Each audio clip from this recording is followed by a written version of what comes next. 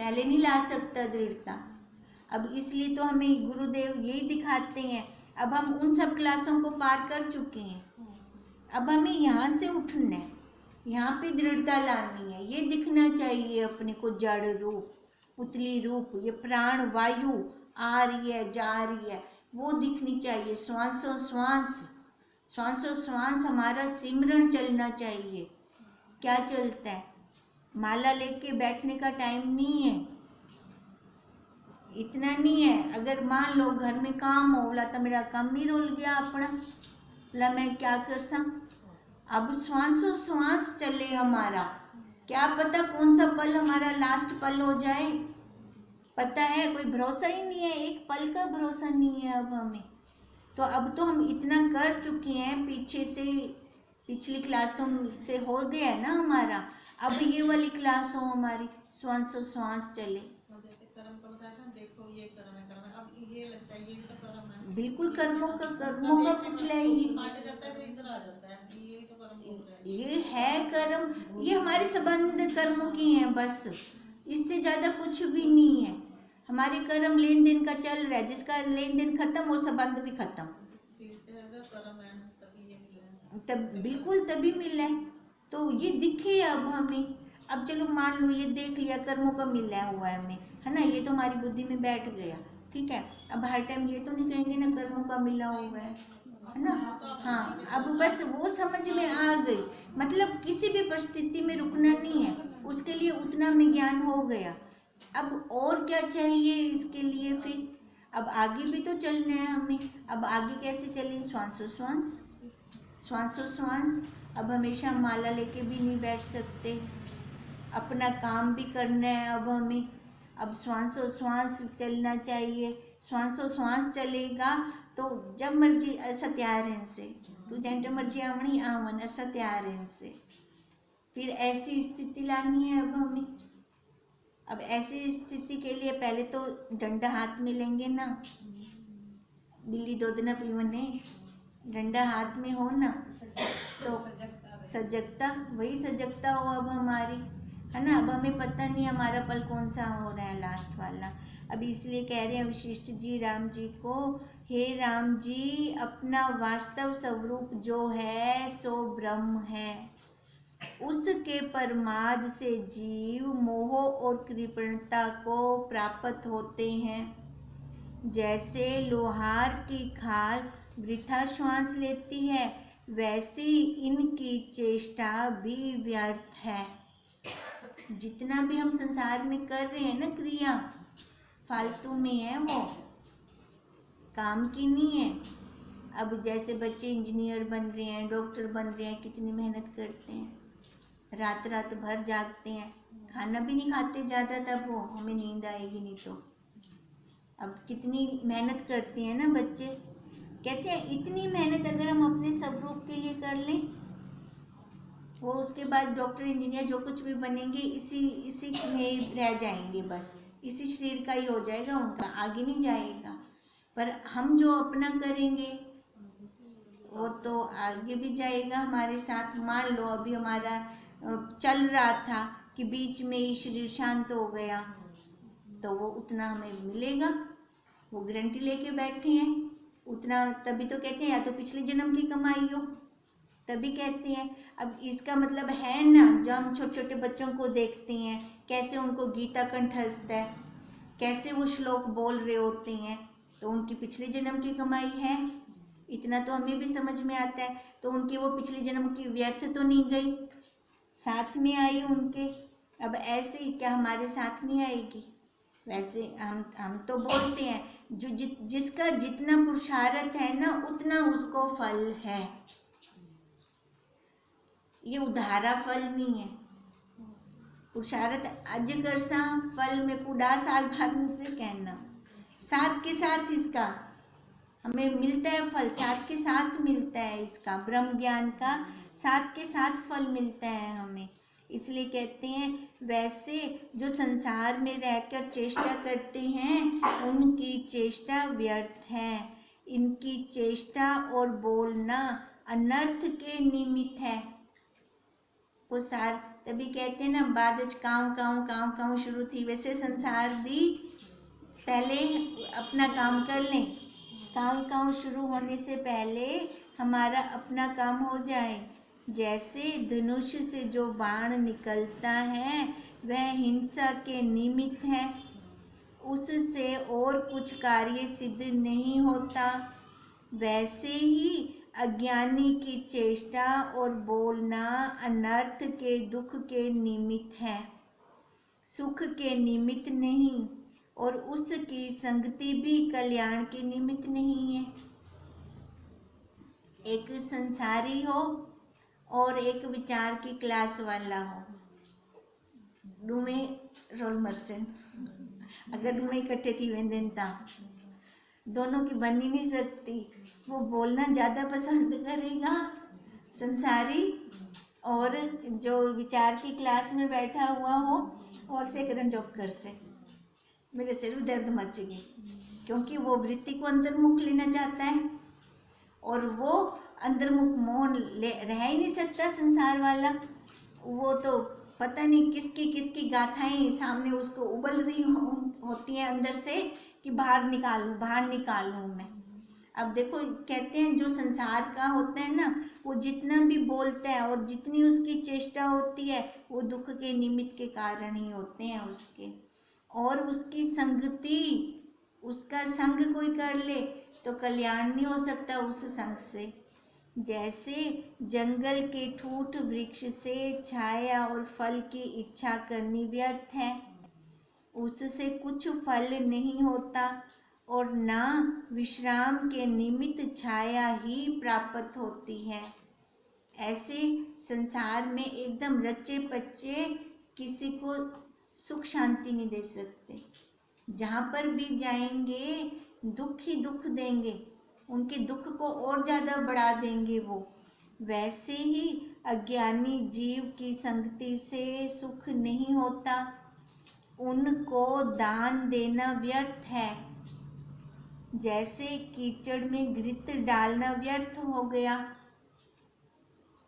अब कहीं वो तो गरीब है, उसकी मदद कर दें, वो आलसी हो जाएगा।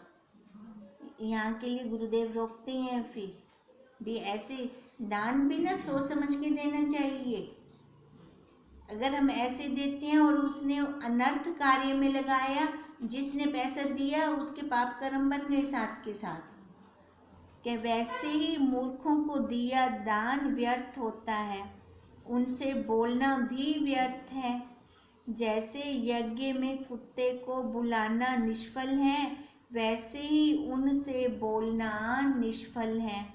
हे राम, जो अज्ञानी जीव हैं वे संसार में आते जाते और जन्मते मरते हैं और शरीर में आस्था करते हैं।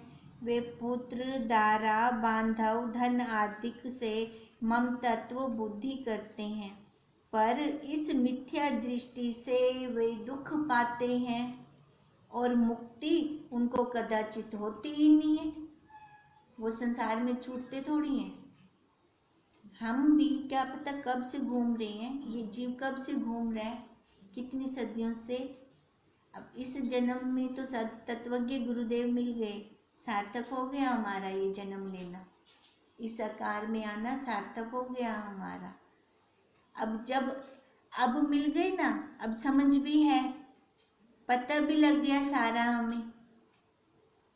अब फिर दूसरा जन्म नहीं लेना, इतना कर देना पुरुषार्थ। आधी से ज़्यादा उम्र तो निकल गई, बाकी अब थोड़ी सी है। अब थोड़ी सी उम्र में पक्की दृढ़ता कर लें, अच्छा ही है, कितना फायदा है हमें, है ना। संसार को भी हमने भोग लिया, इधर भी हम पूरी दृढ़ता कर लें। हाथा में लड्डू है, दोनों हाथों में लड्डू हैं। अब थोड़ी सी रह गई है हमारी, है ना। अब थोड़ी वाली में ही पक्की दृढ़ता कर ले, अपने स्वरूप पे आन बैठो से भाई, मजा गया नहीं अच्छा है ना, है ना। अब देखो, अब वही कह रही हैं कि अगर थोड़ा सा भी इसको हम मिथ्या दृष्टि देख लेते हैं, मिथ्या है, मिथ्या है, मिथ्या है, दुख देने वाला है, दुख देने वाला है, अनुभव भी तो करके बैठे हैं। अनुभव की हुई चीज का तो जल्दी पता चलता है कि अब आज तक इससे दुख ही मिला है, कुछ सुख की ठंडी हवा नहीं आई हमारे पास। अब जब ये वाला एक बार देख लिया कि ये मिथ्या है, ये झूठा है, अब इसको झूठा कहने में, दृढ़ता करने में कितनी देर। अब इसी जन्म में ही ये पक्की दृढ़ता कर ले कि ये झूठा है, मैं झूठा, मेरे वाले झूठे। सच्चा है तो वो साक्षी, वो सतचित आनंद रूप, वो जो ना आता है ना जाता है, इसी पे दृढ़ता कर ले हम तो क्या घाटा है, कहाँ पर नुकसान हो रहा है हमारा। कहते हैं फिर मुक्ति हमें मिल जाएगी, नहीं तो अगर मिथ्या पे बैठे रहे तो वहाँ पे मुक्ति कदाचित संभव ही नहीं है, क्योंकि वे अनात्मा में आत्म बुद्धि को त्याग हम कर ही नहीं पाते और ममता बुद्धि में ही दृढ़ रहते हैं, उसमें मोह में रह गए ना, तो वहाँ से निकलेंगे कैसे। हे राम, जो अज्ञानी हैं वे असत पदार्थ को देखते हैं और वस्तु रूप की ओर से अंधे हैं। किसको देख रही हैं? असत पदार्थ को। असत पदार्थ कौन से? जो दिख रही हैं, ये भौतिक वस्तुएं जो इन चरम आंखों से देख रही हैं। जो अज्ञानी है ना, इन आंखों से जितना दिख रहा है उसको सच्चा मानी बैठे हैं। कहते हैं और वस्तु रूप से, अब वस्तु रूप क्या हुआ? अपना स्वरूप, वहां से अंधे हैं। इसलिए गुरुदेव कहते हैं कि हम आंखों वाले अंधे हैं, यही हमें कहते हैं गुरुदेव।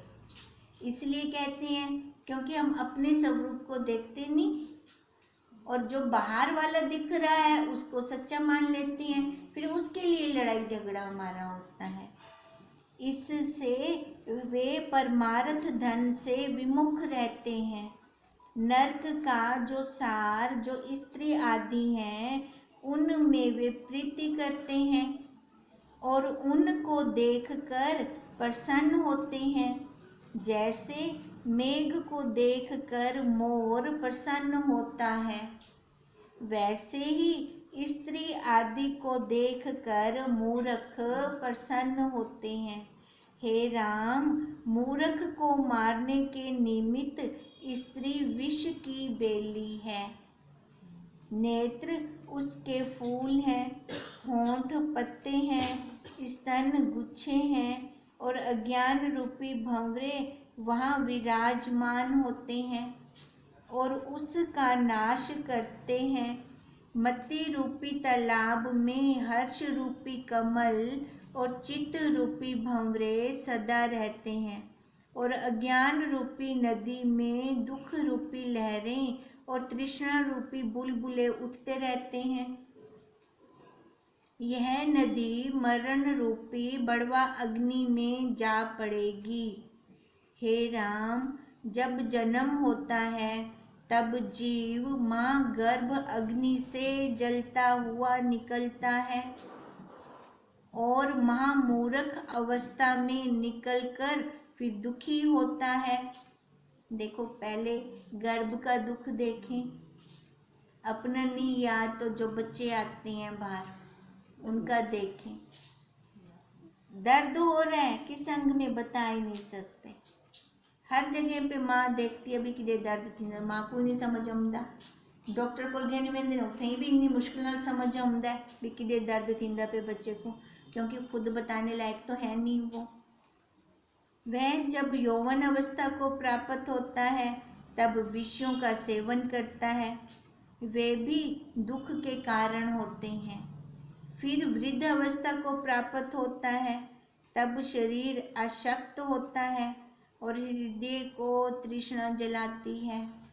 अब इंद्रियां तो साथ देती नहीं, बल है नहीं इंद्रियों का, अपने आप कुछ होता नहीं, पर विषयों में आसक्ति है। सामने पड़ा हुआ है फल, उठ के जाने की हिम्मत नहीं है। बच्चों को आवाजें लगाते हैं, वो आते नहीं। अब विषय है ना, खाना है, वो आसक्ति है उस फल के अंदर, वो खानी है। अब वो वहां तक पहुंच नहीं सकते और वैसे मिलता नहीं, फिर रोते हैं। उससे पहले ही वैराग्य आ जाए, उस अवस्था में पहुंचने से पहले ही वैराग्य हो जाए। मिल गया ठीक, ना मिले तो रोना नहीं। आज तक इतने खाए, क्या हुआ? इतना अंडा आया, क्या हुआ? हुआ कुछ? साथ निकला वहां से? नहीं ना। अब इतना तो नहीं होगा, तन को तो ढक ही देंगे। बाकी देखो, जो प्रारब्ध का होता है ना, प्रकृति किसी न किसी निमित्त से पहुंचा देती है, किसी न किसी निमित्त से पहुंचा देती है। पर अपने को प्रकृति पे, प्रारब्ध पे विश्वास होगा तभी। अगर है नहीं, संसार वालों पे विश्वास है, बोला वो भी आग दे, ठीक है, तू उन्हें को पूरा करवा बोला, है ना। अब तभी हम कह रहे हैं कि हमारी दृढ़ता अभी से पक्की हो जाए। बुढ़ापा सभी पे आना है, इतना तो है ना, सभी पे आना है। और जो आया है सो जाएगा। अब जाएगा तो बुढ़ापे वाली उम्र से निकल के जाएगा, उस अवस्था में से निकल कर जाएगा। अगर पहले ही इसका लेन देन खत्म हो गया, अलग बात है, नहीं तो वो अवस्था सब पे आनी है। जैसे पेड़ हो जाते हैं ना, कितने बूढ़े बूढ़े हो जाते हैं वो, अब ऐसी ये भी ऐसे ही हो जाता है ये भी। तो उसके लिए हम तैयार रहें। तभी कहते हैं सैनिक हमेशा तैयार रहता है, जड़ी मर्जी परिस्थिति आवे, हम भी हर परिस्थिति के लिए तैयार रहें। इतना तो पक्का है, अगर हमारा श्वासोश्वास चलता है ना, तो वो अपने आप सांभता है इस शरीर को, क्योंकि हम अपने आप में हैं। तो उसने शरीर की चिंता उसने करनी है, फिर हमें करने की जरूरत नहीं है। पर हम अपने आप में रहें, उसका पुरुषार्थ अभी हो। बुढ़ापे में जाके हम कहीं करेंगे नहीं होगा, वो संस्कार पक्के हो जाएंगे हमारे। अभी अभी दृढ़ता कर लें, अभी श्वासोश्वास वही चले हमारा, तो वो शरीर को अपने आप सांभेगा, फिर हमें उसकी चिंता नहीं करनी पड़ेगी। इसलिए कहते हैं कि फिर वृद्ध अवस्था का दुख रहता है, तब शरीर अशक्त होता है और हृदय को तृष्णा जलाती है। इस प्रकार जन्म मरण अवस्था में जीव भटकता रहता है। अब हृदय में लालसा हो, लास्ट टाइम में कोई भी विषय की आसक्ति आ जाए, तो देखो फिर उसी में जाएगा वो जीव, उसी आसक्ति में जाएगा। फिर से वैसा ही उसको आकार मिलेगा। हे राम, संसार रूपी कूप में मोह रूपी घंटों की माला है और तृष्णा और वासना रूपी रस्सी से बंधे हुए जीव भरमते हैं। ज्ञानवान को संसार कोई दुख नहीं देता, गोपद की न्यायी तुच्छ हो जाता है। चाहे जितनी मर्जी अवस्था आए, परिस्थिति आए, उसको नहीं लगता ज्ञानवान को। क्यों नहीं लगता? बैठा है, वो बैठा अपने में है ना। बैठने की जगह क्या है हमारी, ये देखना बहुत जरूरी है। वो ज्ञानवान अपने में बैठा है, शरीर पे नहीं बैठा, दूसरे घर में नहीं बैठा, अपने घर पे बैठा है। इसलिए उसका परिस्थिति गोपद की तरह छोटी हो जाती है। पर अज्ञानी को समुद्र की तरह उसमें से उबरना ही कठिन हो जाता है। वह अपने भीतर ही भरम देखता है और निकल नहीं सकता। थोड़ा भी उसको बहुत हो जाता है, जैसे पक्षी को पिंजरे में और कोहलू के बैल को घर ही में मार्ग दुस्तर हो जाता है। वैसे ही अज्ञानी को तुच्छ संसार बड़ा दुस्तर भासता है। हे राम, जगत को रमणीय जानकर जीव उसके जिन पदार्थों की इच्छा करता है, वे सब 5 भौतिक पदार्थ हैं। अब ये जीव कहाँ भटकता है? विषयों में। ये 5 विषय हो गए ना, इसी के अंदर ये घूमता रहता है। पर वह मोह से उनको सुंदर जानता है, उनमें प्रीति करता है और उन्हें स्थिर जानता है, वे सब अनर्थ के निमित्त हैं। ये जितने भी विषय हैं अनर्थ, अगर वहाँ से नहीं निकलते ना तो अनर्थ है जीव का। क्यों अनर्थ है? क्योंकि उसका जन्म मरण ही खत्म होगा। पर वैसे देखें तो विषय कोई गलत नहीं है ना, विषयों की आसक्ति गलत है। नहीं तो उन्होंने रूप दिया, आंख दी, आंख से हम रूप देखें, है ना, शास्त्र पढ़ें, संतों के दर्शन करें, तो इसका क्या मतलब है? आंख बुरी है या आंख का देखना बुरा है? नहीं।